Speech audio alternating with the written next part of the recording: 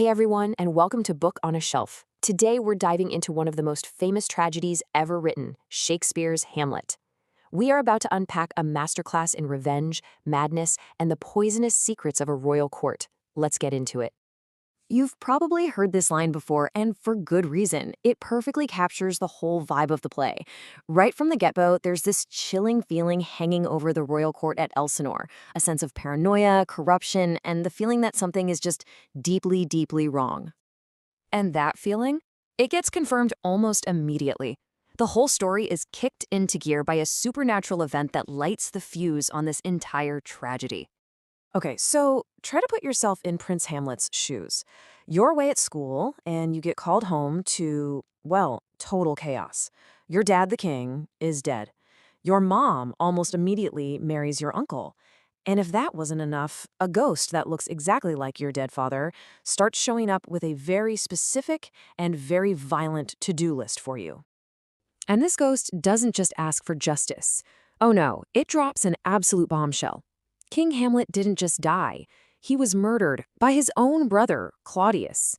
You know, the guy who's now king and married to his wife. And the method? Just horrific. Poison poured directly into his ear while he slept. So this is the core of Hamlet's problem, right? He's supposed to avenge his father, but his star witness is a ghost. Is it really his father's spirit demanding justice? Or could it be some kind of demon trying to trick him into murdering an innocent man and damning his own soul? This question is what turns the play into a gripping psychological thriller. To solve this pretty unique supernatural detective case, Hamlet cooks up a plan that is both brilliant and incredibly dangerous. He decides he's going to catch the conscience of the king.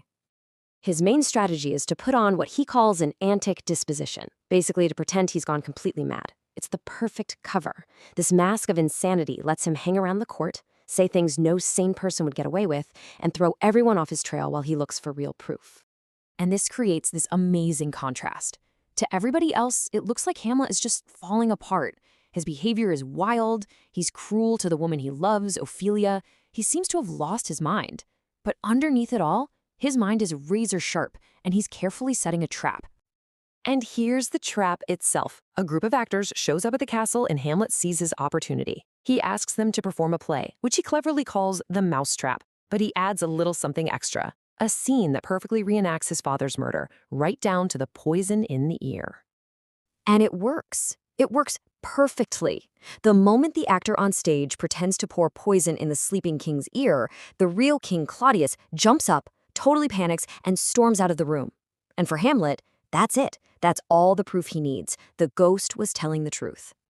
So, with the truth confirmed, Hamlet is finally ready to get his revenge. But after all that careful planning and hesitation, a single moment of raw, impulsive anger leads to a terrible mistake, one that sends the whole story spiraling into a total bloodbath.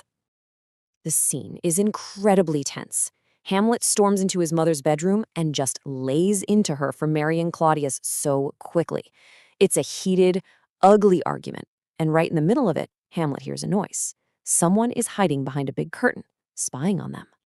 In that split second, Hamlet assumes it's the king. He doesn't look, he doesn't call out, he doesn't think. He just reacts. He draws his sword and lunges, stabbing blindly right through the fabric, aiming to kill Claudius and finally get his revenge. But it wasn't Claudius. The spy was Polonius, the king's meddling advisor, and, crucially, the father of Ophelia. In one rash, tragic move, Hamlet has gone from an avenger to a murderer himself.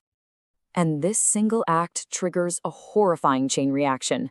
First, Claudius now has the perfect excuse to get Hamlet out of the picture. He ships him off to England with a secret letter ordering his execution. Second, Ophelia, completely shattered by her father's death at the hands of the man she loves, loses her mind and tragically drowns. And the fallout isn't over yet. The death of Polonius has created a brand new and much more direct threat to Hamlet's life. Polonius' son Laertes comes storming back to Denmark, and he is absolutely burning with rage. See, unlike the thoughtful, hesitant Hamlet, Laertes is all action. He wants revenge, and he wants it now, and he will stop at nothing to kill the man who murdered his father and drove his sister to her death. The ever-scheming King Claudius sees his opening. He twists Laertes' grief to his own advantage, and together they hatch a truly diabolical plan. They'll set up a friendly fencing match, except Laertes' sword won't be blunted for safety. It'll be sharpened to a fine point. And, just to be sure, the tip will be dipped in a lethal poison. As a backup, Claudius will have a cup of poisoned wine ready for Hamlet. The stage is now set for the final, catastrophic showdown. What was supposed to be a sneaky assassination is about to unravel into a scene of absolute carnage that will destroy the entire court. The whole plot just implodes almost immediately. Queen Gertrude, completely unaware of the plan, makes a toast to her son and drinks from that poisoned cup. A moment later, Laertes manages to scratch Hamlet with the poisoned sword, but then, in the chaos of the fight, they drop their swords and accidentally switch them. Now Hamlet is holding the poisoned weapon, and he wounds Laertes right back. The conspiracy backfires on literally everyone. The queen dies. A dying Laertes confesses the whole plot and blames the king.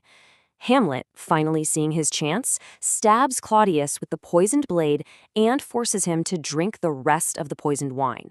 Laertes dies from his wound, and then, finally, Hamlet himself collapses and dies from the poison. In his last moments, Hamlet's only concern is about how this story will be told. He begs his loyal friend Horatio, who is pretty much the only one left alive, to stay alive and tell everyone the truth of what really happened. The murder, the madness, the revenge, all of it. And that leaves us with this final haunting question. Hamlet gets his revenge, sure, but at what cost? The entire royal family is dead. All that's left is a stage littered with bodies and a story to be told. It really makes you ask, what is the true price of vengeance if the only thing that survives is the tragic tale itself? Thanks for joining us for this explainer on Book on a Shelf. If you enjoyed this deep dive, make sure to like, share, and subscribe to the channel, and stay tuned for our next episode.